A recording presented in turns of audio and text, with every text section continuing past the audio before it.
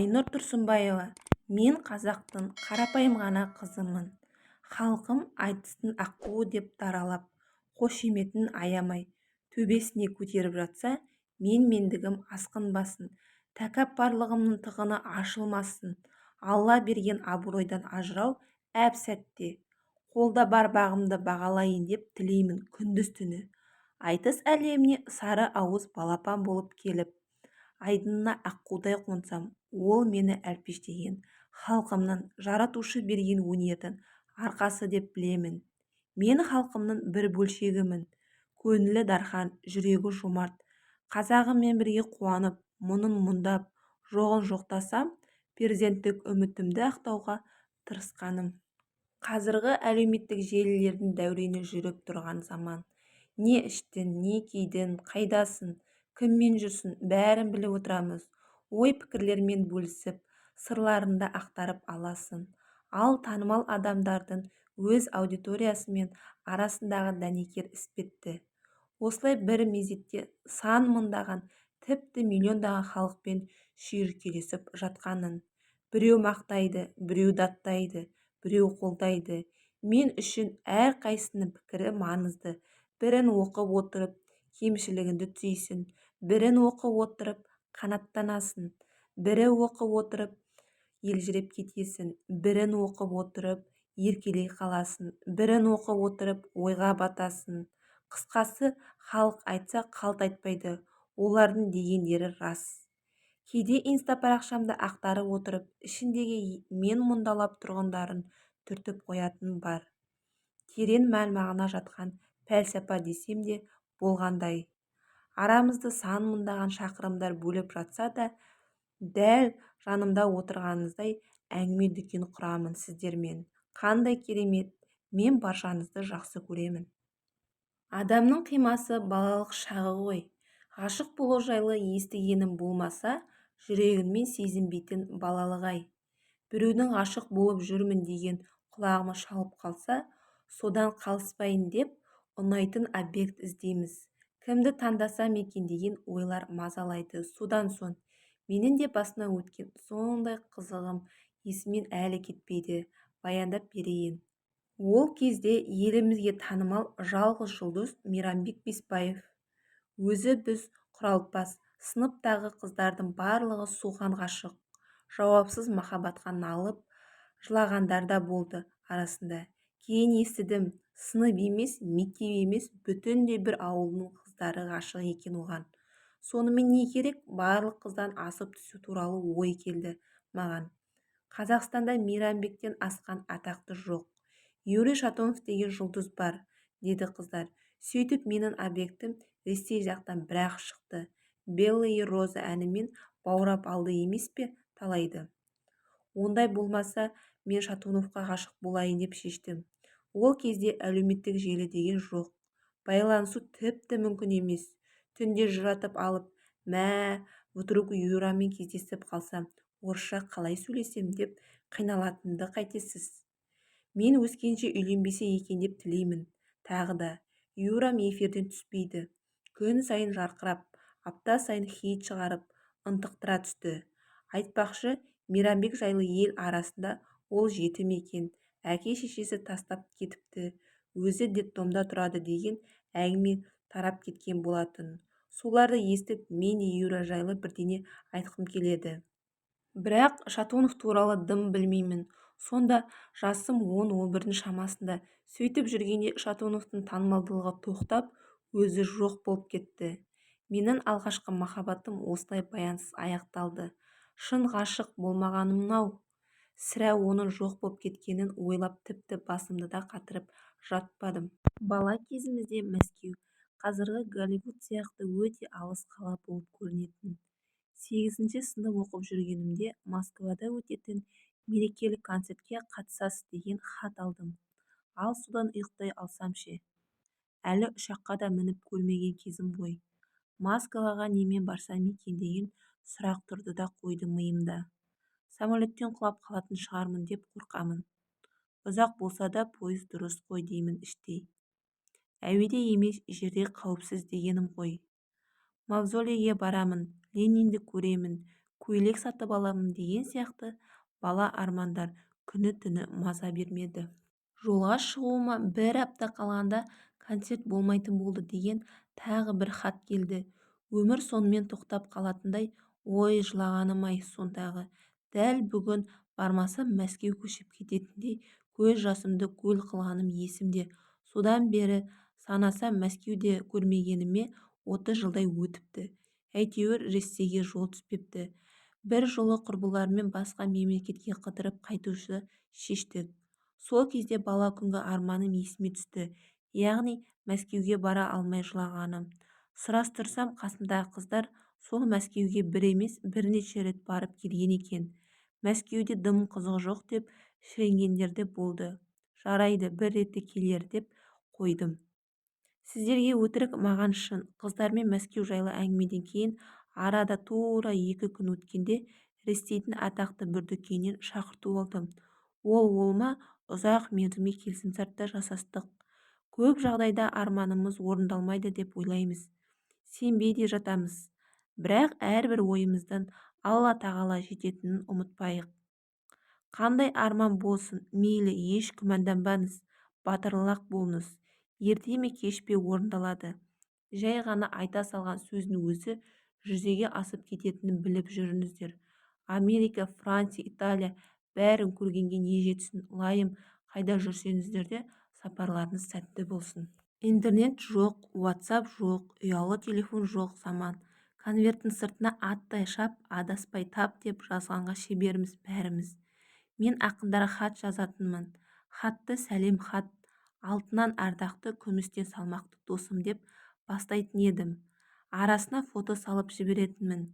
Жалғыз түскенім жоқ болса, сыныппен түскен ішінен басымды қиып алып салатынмын. Хаттың соңында қолымызды бастырып суретін салуды да ұмытпаймыз. Сосын зарға оны жауабын күтуді айтсаңызшы. Балдырған пионер газеттеріне де хат жазатынмын.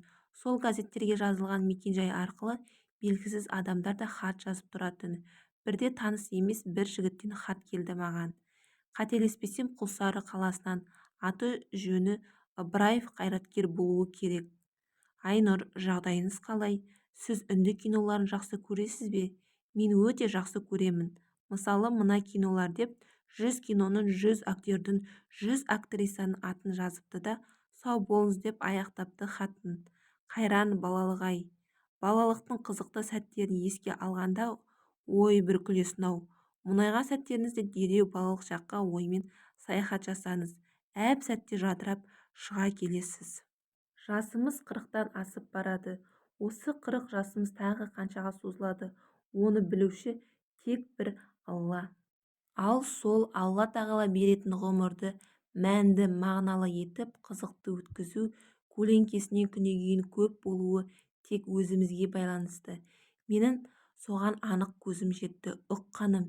Егер сіздің бағыңыз жанбай жүрсе, оған өзгелерді кінәласаңыз, жолыңыз ашылмайды. Мысалы, күйеуім нашар, енем күн бермейді, бастығым оңбаған, келінім жалқау деп төңірегіңіздің барлығын жау көрсеңіз, сізге сәтсіздіктер үйір болады да тұрады.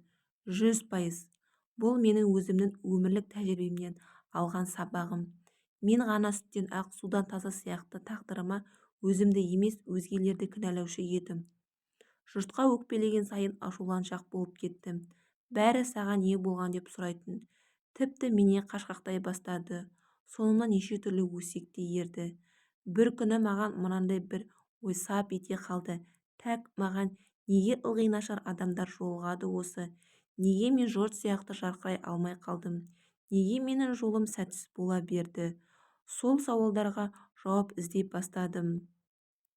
Бар есепті шығаратындай сауалға жауапты қостым. Жауаптан сауалды алдым. Сөйтіп таптым. Қиын есептің жауабын тауып қуанғаным-ай. Жауабы кінәлі мен өкпелеп жүрген адамдар емес, өзім екенмін. Олар емес, мен нашар екенмін. Соны түсіндім. Бір қызығы өзгені емес, өзінің кінәлі екендігін мойындаған анағұрлым жеңіл. Сол сәттен бастап өзім де өмірім де өзгеріп сала берді. Адамдар да өзгерді. Достар да көбейді. Көңіл күйім де жақсарды. Негізі өзіңді өзгерту қиындау. алайда өз-өзіңізбен жұмыс істеңіз. Мүмкін емес дүние жоқ. Бір-екі әдіс-амал айта кетсем, ашуланып тұрған кезде өзіңізді тоқтатып үйренсеңіз, тіпті кейін ашуланатын адам да таппай қаласыз. Сұлу ханым сүймейтін адамның да жақсы жағын тауып алып мақтап көріңізші. Магнит сияқты жаныңызға жақсы адамдарды тарта бастайсыз. Адамдарға қызғанып емес, қызығып қарасаңызшы, сол қызыққан дүниеңіз көп ұзамай-ақ сізде болады. Құдайға шүкіршілікті көп айтсаңыз, нығметтің астында қаласыз. Қанағат еткен сайын адамның несібесі көбейе береді. Жүрегіңізді тыныштандырып, үрейіңізден, жүзіңізден нұр пайда болады. Адамдарға риясыз күлімсіреп қараңыз, үйден кір киіммен шықпаңыз. Көңіл күйіңіз болмаса, көпшіліктің ортасына кірмеңіз. Отбасының құпиясын сыртқа шығармаңыз. Ешқашан ешкімнің алдында ақталмаңыз. Махаббатым домбырам. Мен домбыраны бала күнімнен қатты жақсы көремін, барып еліммен. Сондықтан да болар, домбыра үйрену қиынға соқпады. Жалпы адам шынайы жақсы көріп істеген жұмысын ешқашан тастамайды, және міндетті түрде сол салада үздіктер қатарында болады. Өз жұмыстарыңызды жақсы көріңіздер, ал ұнамайтын тірлікпен айналысып, жетістікке жетем деп ойламай-ақ қойыңыздар. Сахна менің алтын тұғырым, халық менің тірегім. Домбыраның үнін естісем, тебіреніп кетемін. Халықтың шапалағын естісем, арқаланып кетемін. Қазақтың қызы болғаным қандай бақыт. Бұрындары мен үшін жұрттың бәрі жаман, мен ғана жақсы едім. Содан болар депрессияға жиі ұшырайтынмын. Жылауық Айнұрдың жұрттың бәрінен көңілі қалып, сонда өзінде жек көре бастады. Соның салдарынан өмірімде неше түрлі кедергілер көбейіп кетті. Тіпті материалдық жағдайым да нашарлап, шығынға бата бердім. Бір күні жақын досым, саған не болып жүр, өзіңді қолға алмасаң, бір-ақ күнде құрып кетесің деді. Деп қойған жоқ, біраз ақыл айтты. Бетіме мұздай суды шашып жібергендей есімді жиғызды. Ең алдымен исламнан пана таптым. Мінезімді дұрыстау үшін психологияны зерттей бастадым. Осылай өзімде, өмірімде өзгеріп сала берді. Бәріне кінәлі өзім екеніне көзім жетті. Жағдайымды жақсарту, арман мақсаттарын жүзеге асыру тек өзіне байланысты екенін ұғындым. Маған ұнамайтын адамдардың саны күрт төмендеп, достарым көбейе бастады. Айтсам айыпқа бұйырмассыздар, табысым да еселене түсті. Адамдарды жақсы көруді үйренген сайын өзімнің де сый-құрметім арта бастады. Осының барлығы 3 жылдың көлемінде орындалды. Мотивация тыңдамай ұйықтамаушы едім. Доминикана, Украина, Мәскеуге барып сабақ алдым. Қыруар қаржы жұмсадым. Өмірімді 100 емес 200%-ке өзгерттім. Қалған адамдарым өздері маған қарай қадам жасады. Бәрі өз қолымызда, достарым менің. Көп нәрседен ыңғайсызданамын, әсіресе Инстаграмда. Бастапқы кезде бәрі қызық еді. Оқырманның бәрі мейірімді, қайырымды болып көрінетін. Не көрсем де, не ойласам да, салғым келіп, жазғым келіп тұратын. Қазір ыңғайсыз, тамақ салсан, жаман жеген айтады боп кетеді. Киім салсан, мақтаншақсың. Өмірде өзім жіберген қателіктерді басқалар қайталамаса екен деп кеңес берсең, қай бетімен ақыл айтып деп жаныңды жеріне тырнайтындар көбейді. Соңғы кезде инстаға кіргім келмейді. Рас, затым әйел, атым ақын болған соң ба бәрін ауыр қабылдаймын. Абай бабамыз айтпақшы, жақсылық көрсем өзімнен, жамандық көрсем өзімнен. Жақсы көретіндер жек көретіндерден көп. Тәлім алғысы келетіндер мін іздеушілерден көп, өте көп. Бірақ бір кесе тәтті сүтке бір тамшы у тамып кеткенде әсер ғой сол баяғы. Мен жеп жатырмын деп те тамақ салған емеспін. Білгенмен бөліс деген жақсы ниет менікі. Әркім өз керегін алады ғой деп жаза беремін. Тым жақсы адаммын деп мақтана алмаймын. Айтуға моральдық құқығым жоқ тақырыптарда бар. Ондай жерден қашып жүремін. Жақсылығым да бар, жамандығым да бар, қасиетім де бар, қателігім де бар. Періште емеспін, данышпандығым жоқ. Мен де сіздер сияқты әйелмін, пендемін. Жек көрсеңіздер де, жақсы көрсеңіздер де болмысым осы. Кіммін? Біреулер үшін жұлдыз шығармын, біреулерге данышпан көрінермін. Кішкентай кезімдегі бар арманым сахнаға шығып өзімді жұлдыз сезіну болды. Раббым ол арманымды орындады. Қазіргі арманым басқаша. 10 шақты баласы бар домаланған бәйбіше болмадым-ау деп те өкініп қоямын кейде. Кіммін? Рас, қателігім аз емес. Жоқшылықты көрдім, жалғыздықты сезіндім. Оның барлығын сынақ әрі сабақ деп қабылдадым. Сөзіме ісім сай болмай жатады кейде. Жасырмаймын, жылауықпын. Мақтасаңыздар да, даттасаңыздар да жылап қаламын. Қызым бар, ұлым бар. Өнер адамы болуларына түбегейлі қарсымын. Өнер жолы ауыр жол. Әртүрлі адамның әртүрлі пікірлерінің балаларымның жүректерін ауыртқандарын қаламаймын. Алла разылығы үшін сүйетін адал достарым бар. Ең үлкен бақыттым. Қанша қиналған сәттерінде Алла назарынан тыс қалдырмады. Күш берді, нығмет берді. Раббым мені бір секундке де өз-өзіммен жалғыз қалдырма. Барлық қателігімді біліп, білмей жасаған күнәларымды кешір. Сені сүйемін, саған сенемін, сенен қорқамын. Өзімді, отбасымды, жақындарымды өзіне аманат еттім. Барлығыңызды жақсы көремін. Адамның бәрі жақсы. Олардың жан дүниесіне үңіле отырып, жіті тани білген дұрыс. Бұл дүниеде адамдарға қандай жақсы көрінсем, ақыретте өзіне соншалықты көркем көрінуді нәсіп ет маған, Раббым. Барлық қиындығым мен қуанышым үшін, әрбір көз жасым мен күлкім үшін, әрбір жоқшылық пен тоқшылығым үшін, әрбір қателігім мен жетістігім үшін мында бір рахмет айттым.